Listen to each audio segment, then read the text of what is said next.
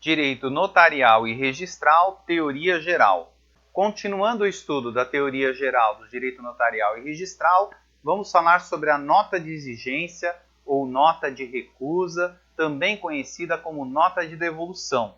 que nada mais é do que o comprovante legal de devolução da solicitação realizada após a qualificação feita pelo registrador ou tabelião. E conforme foi apontado em aula anterior, essa nota de devolução deverá ser clara, ou seja, esclarecer os motivos da devolução, deve ser objetiva, apontando precisamente os documentos e as exigências que são necessárias para o registro ou averbação do ato. Esta deverá ainda ser fundamentada, portanto, deve descrever os dispositivos legais que fundamentam as exigências solicitadas pelo tabelião ou registrador e deverá ser completa, ou seja, todas as exigências ou documentos necessários deverão ser apontados em uma única vez para que o ato seja realizado. Assim, o usuário, ao receber a nota de devolução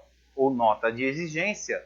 ao realizá-las, poderá ter certeza que o ato será realizado, salvo se as exigências solicitadas e apresentadas por ele forem cumpridas a descontento da qualificação, pois, conforme vimos, ao devolver a nota devolutiva com as exigências realizadas, ele será novamente qualificado nestas exigências. E embora não haja um descritivo formal em relação à nota de devolução, ela tem alguns requisitos necessários que geralmente são descritos nas normas das Corregedorias Gerais de Justiça. E isso acontece em praticamente todos os estados, em especial nos estados que estamos estudando. Ou seja, o papel da nota devolutiva deverá ser timbrado. Ele deverá ter a denominação do ato, ou seja, que é uma nota devolutiva, ou uma nota de recusa, ou uma nota de exigência. Deverá ter ainda os dados do protocolo, que foram estudados em aula anterior, quando falamos da prenotação. Deverá apontar os motivos da devolução, bem como as exigências necessárias para que essa devolução seja sanada. Deve apontar ainda a possibilidade do procedimento de dúvida, conforme descrito no artigo 198, bem como descrito nas normas das Corregedorias Gerais de Justiça. Por fim, deverá conter a data e a assinatura do oficial responsável pela nota devolutiva. Essa nota de devolução deverá ser apresentada em duas vias, sendo uma arquivada na serventia e a outra entregue ao solicitante. Por fim, deverá o oficial fazer a remissão no livro protocolo, no campo de anotações, que já foi visto em aula anterior, privilegiando dessa forma o princípio da continuidade, também assistido em aulas anteriores. E caso você tenha o nosso livro, poderá clicar aqui, será remetido à aula respectiva. Ou clique no link acima e será remetido à aula para assisti-la. Com base nas exigências apontadas, podemos determinar um modelo de apresentação